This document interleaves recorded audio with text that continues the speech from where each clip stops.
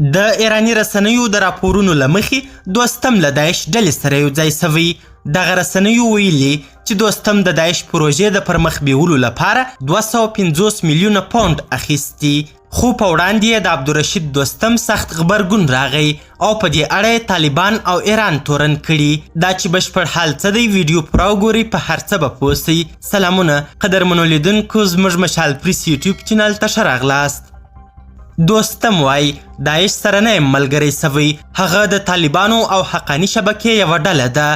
د افغانستان د ازبکانو مشهور مشر او د ملي جنبش ګوند مؤسس عبدالرشید دوستم د داعش ډلې د ملاتړ په اړه له انګلستان سره د خبرو اوازې او په دې خاطر د 250 میلیونه پاونډو ترلاسه کول رد کړل. نوموړي ته په منصوبه یوه ټویټر پاڼه کې راغلي چې پر دوستم دغه تورونه د سیمې هغو هیوادونو پورې کړي چې خپله کلونه کیږي د طالبانو ترهګرې ډلې ته پوځي او تسلیحاتي تدارکات برابروي. له داعش ډلې څخه د دوستم د ملاتړ خبر د ایران د سپا پاسدار استخباراتي ډلې تسنیم خبري اژانس خپور کړي وو. دغې رسنۍ ویلي چې دوستم له انګلستان سره د ترکیې په همغږۍ د افغانستان په شمال کې د داعش د پیاوړتیا لپاره هوکړې کړي او 250 میلیونه پاونډ یې په بدل کې ترلاسه کړي. عبدالرشید دوستم بیا د ایران له نوم اخیستو پرته وایي چې دغه هیواد د طالبانو له ملاتړ سره سره په افغانستان کې د ډیرو ډلهییزو وژنو ملاتړ کړی دی.